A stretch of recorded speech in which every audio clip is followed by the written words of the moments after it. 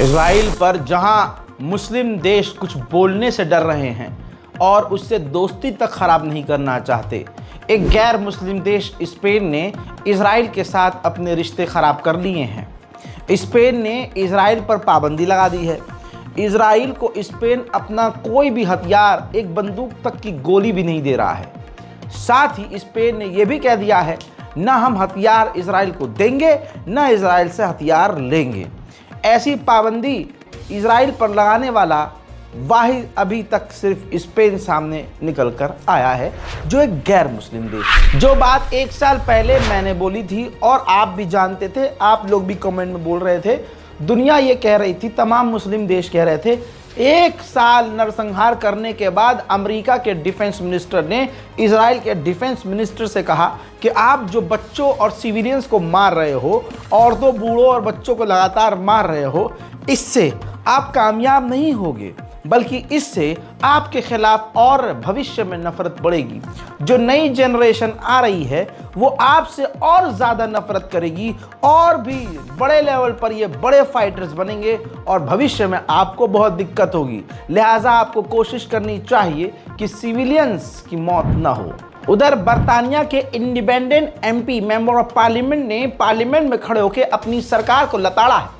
कहा कि जिस तरह से इजराइल गाजा के इलाकों को घेर कर नरसंहार कर रहा है, हमें उसका साथ नहीं देना चाहिए, उसके खिलाफ आवाज उठानी चाहिए। Comments made in respect of aid. Does the minister condemn the ethnic cleansing and annexation of northern Gaza under the general's plan, where aid is not being allowed to go into northern Gaza? And if so, what action is being taken against it to demonstrate the UK's strongest objection? Thank you, Mr. Speaker. The UK Government is extremely concerned by the situation in northern Gaza. This morning I was discussing this with humanitarians. I have been just about every single day. We really see a deterioration in people's circumstances there in terms of health access to aid. And as I said at the चीन के राष्ट्रपति ने Xi Jinping ने कहा है कि Gaza, Lebanon में cease fire हो, साथ ही यूक्रेन और रशिया के बीच भी जल्द से जल्द सीज फायर हो। मेरे दोस्तों, ब्रिक्स के अंदर हमारा देश भी है। ब्राजील, रशिया, इंडिया, चाइना और साउथ अफ्रीका, ये मेन देश हैं। इसके अलावा और भी देश शामिल हैं इसमें। तो ब्रिक्स में, जिसमें हमारा इंडिया है और प्रधानमंत्री मोदी हमारे अपने देश के प्रधानमंत्री जो ब्रिक्स की मीटिंग में गए थे, मांग की है ब्रिक्स ने कि तुरंत सीज फायर हो, जंग बंद हो और फिलिस्तीन राष्ट्र घोषित किया जाए, 2 स्टेट सॉल्यूशन निकाला जाए। तुर्की के राष्ट्रपति रजब तैयब एर्दोगान ने कहा कि हम अपने आंतरिक मामलों को मजबूत कर रहे हैं, अंदर के, अपने देश के अंदर के हालात को कंट्रोल और उन पर नज़र रख रहे हैं, क्योंकि इजराइल ने जो आग लगाई है वो हमारे बॉर्डर तक पहुंच चुकी है। देखिए, इजराइल के ही हिस्टोरियन हैं ये शख्स, इजराइल के ही इतिहासकार हैं। इन्होंने एक्सेप्ट किया है और खुले में बोला है कि इजराइल जो कर रहा है वो नरसंहार है, जेनोसाइड है और इल्लीगल है। इजरायली हैवान नेता, कट्टरवादी नेता बेंजीवीर की कार चोरी हो गई है। जी हाँ, यह हमारे मुल्क भारत में नहीं बल्कि इजराइल में भी होता है। लोग कहते हैं कि बाइकॉट से कुछ नहीं होता, लेकिन हकीकत में बाइकॉट से बहुत कुछ होता है। एक फिर से एग्जाम्पल आपको दूंगा, नेस्ले।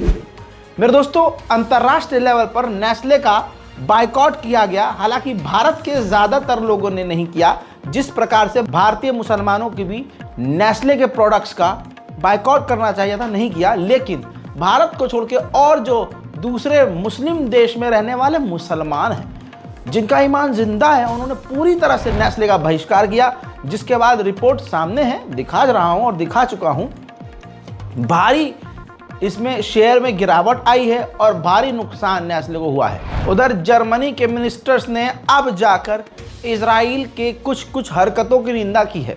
जर्मनी के मिनिस्टर ने कहा है कि जिस तरह से गाजा के लोगों को गजा से निकालकर इजराइल वहां अपने लोगों को बसाने की बात कर रहा है, ये सरासर गलत है। जहां पर मुस्लिम ममालिक खामोश हैं, वहां गैर मुस्लिम और जो ईमानदार ज्यूस हैं वो ज़बरदस्त आवाज़ उठा रहे हैं। अर्जेंटीना का एक अर्जेंटीनियन यहूदी हॉलीवुड एक्टर है। इन्होंने फिल्म अवार्ड सेरेमनी में अर्जेंटीना में ही सबके सामने लाइव ब्रॉडकास्ट करते हुए, यानी जब शो लाइव था, और दुनिया देख रही थी, उन्होंने कहा कि जो इजराइल कर रहा है वो गलत है और मुझे नहीं लगता कि गाजा हारेगा। उन्होंने कई बार गाजा का नाम लिया और कहा कि गाजा जीतेगा, गाजा जीतेगा, गाजा जीतेगा।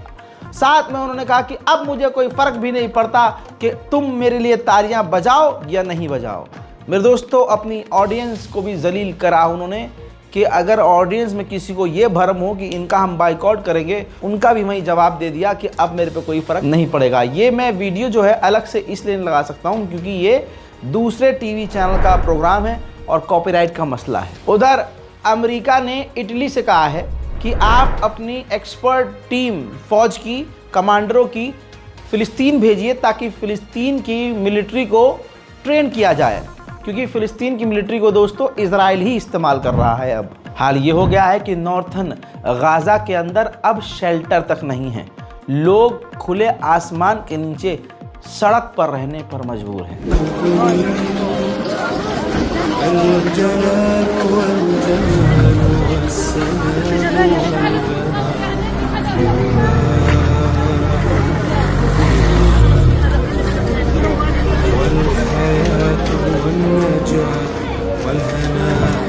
लाखों की तादाद में अब फिलिस्तीनी गाज़ा के लोग अपने अपने इलाकों को मजबूरी में छोड़ रहे हैं। इजराइल धमकी देकर इलाका छुड़वा रहा है। सोचिए, मैं एक बात का एहसास कराना चाहूँगा अगर आपकी इजाज़त हो। मैं आपके इलाके पर या कोई आतंकी आपके इलाके पर हमला करे, आपको अपना घर छोड़ना पड़े, वो भी अल्लाह ना करे आपका घर टूट चुका हो, मलबा मलबा हो, फिर आप इस इलाके से दूसरे इलाके में चले जाते हैं। अभी आपको 3-4 दिन हुआ कि वहाँ पर भी आतंकवादी हमला कर देता है और फिर कहता है यहाँ से हटो।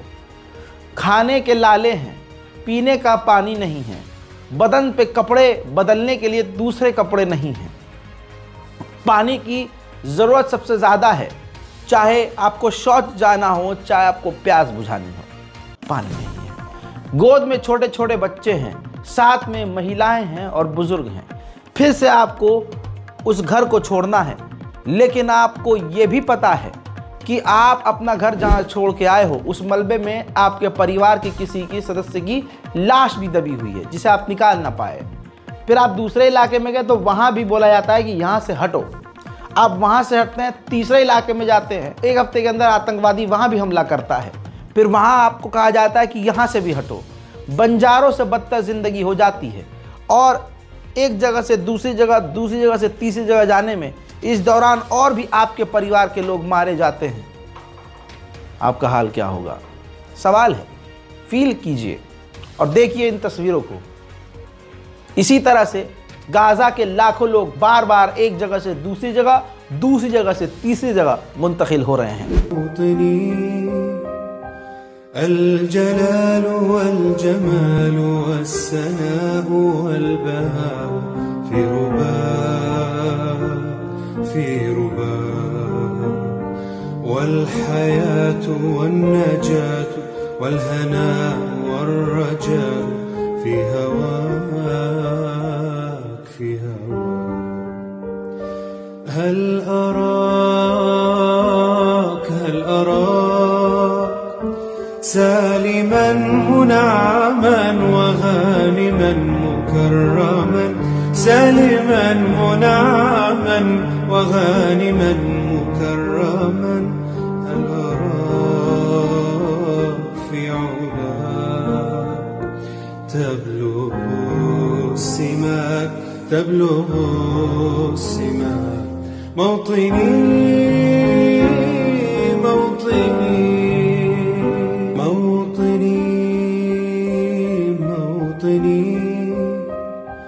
الجلال والجمال والسناء والبهاء في رباك في رباك والحياة والنجاة। मेरे दोस्तों, लिखित में अपडेट दिखाऊं आपको, याद रखिएगा, स्क्रीनशॉट लीजिए, ट्रिम कीजिए, पोस्ट कीजिए, स्टेटस लगाइए, दुनिया को बताइए कि इजराइल ने क्या किया है। मेरे दोस्तों, 350 साल लगेंगे दोबारा से गाज़ा को वैसा बनने में जैसा अभी 1 साल पहले तक गजा था। 88% जो स्कूल हैं वो पूरी तरह से या तो डैमेज हैं या आधे तबाह हो चुके हैं। मेरे दोस्तों 36 में से 21 अस्पताल पूरी तरह से बंद हो चुके हैं। 105 में से 45 हेल्थ केयर फैसिलिटीज पूरी तरह से ठप हो चुकी हैं। 62% मकान या तो पूरी तरह से तबाह या तो डैमेज हो गए हैं। 60% जो पानी है, जो इंफ्रास्ट्रक्चर है जिसके ज़रिए पानी इलाकों में पहुंचाया जाता था, वो इंफ्रास्ट्रक्चर पूरी तरह से इजराइल ने तबाह कर दिया है। अब गाज़ा के अंदर अपनी जान हथेली पे लेकर सिविल डिफेंस के कुछ लोग अगर काम कर रहे थे, तो अब उन्होंने मजबूरी में ऐलान किया है कि हम नॉर्थन गाज़ा में अपना ये काम सब बंद कर रहे हैं, क्योंकि इजराइल ने हमारे तमाम साथियों को मार दिया है। अब बचे कुछ हम ही बचे हैं। सुनिए। الاحتلال الإسرائيلي الآن يعدم بشكل كامل كل مقدمي الخدمة المتواجدين في شمال القطاع وينهي كل الخدمات الإنسانية هناك.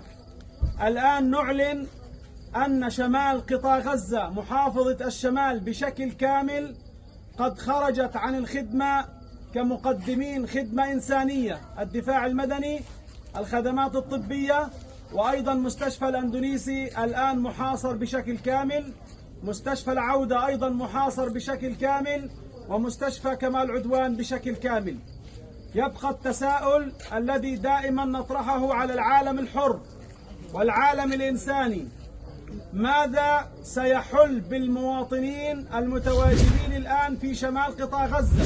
सोचिए 19 दिनों के अंदर सिर्फ नॉर्थन गाजा में 770 आम फिलिस्तीनियों का इजराइल ने, मासूम फिलिस्तीनियों का कत्ल कर दिया है। WHO भी अब शांत हो गया है।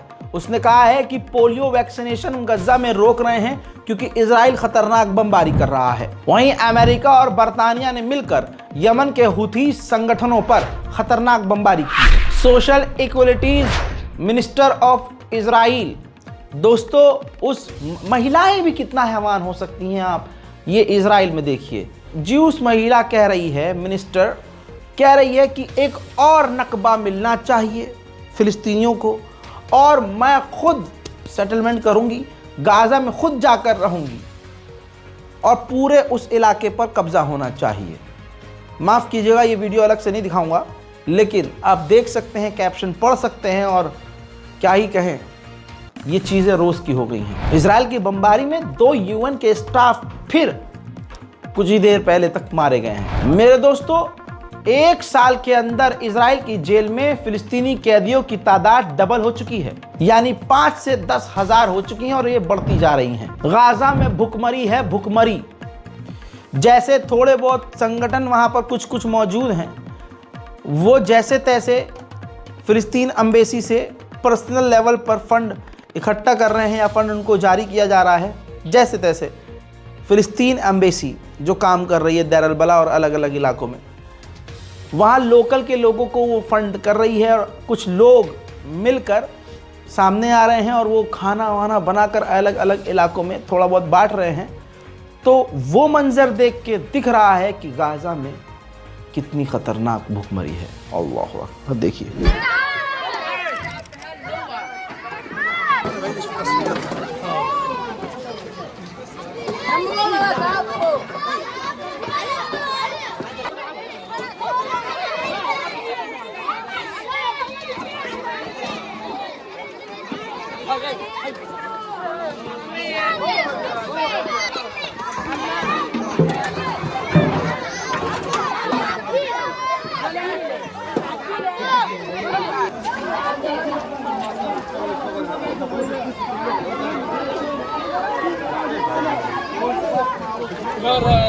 नॉर्थन गाजा में 23,000 लीटर फ्यूल चाहिए था ताकि अस्पताल और एम्बुलेंस चल सके। इजराइल ने परमिशन देने से इनकार कर दिया है। उधर में दोस्तों रेसिडेंट ग्रुप ऑफ गजा ने देखिए इजराइल के एक ड्रोन को भी मार गिराया है और तस्वीर खुद जारी की है। उधर इजराइल ने ऐलान कर दिया है कि हम महीनों तक लंबी जंग के लिए तैयार हैं, वो भी मल्टी फ्रंट वॉर, अलग अलग क्षेत्र में हम जंग लड़ने के लिए एक ही वक्त में कई जगह पर जंग लड़ने के लिए तैयार हैं। फिलहाल के इस रिपोर्ट में दोस्तों इतना ही। इस रिपोर्ट को शेयर कीजिए, इस बारकोड का इस्तेमाल कीजिए। अगर अल्लाह ने आपको इतना मजबूत किया है कि आप 10 रुपया भी गाज़ा को दे सकते हैं तो दीजिए और आगे आइए। और अगर ये भी नहीं कर सकते तो कोई ज़बरदस्ती नहीं है, लेकिन ये हाथ उठाने में आपको हाथ में दर्द नहीं होना चाहिए। गज़ा के लिए दुआ कीजिए, अपने मुल्क के लिए दुआ कीजिए, पूरी दुनिया में शांति और अमन के लिए दुआ कीजिए। दुआ कीजिए कि पूरी दुनिया में शांति और अमन आए। दुआ कीजिए कि जहाँ जहाँ जंग चल रही है ख़त्म हो जाए और दुनिया में मोहब्बत प्यार पैदा हो। जय हिंद।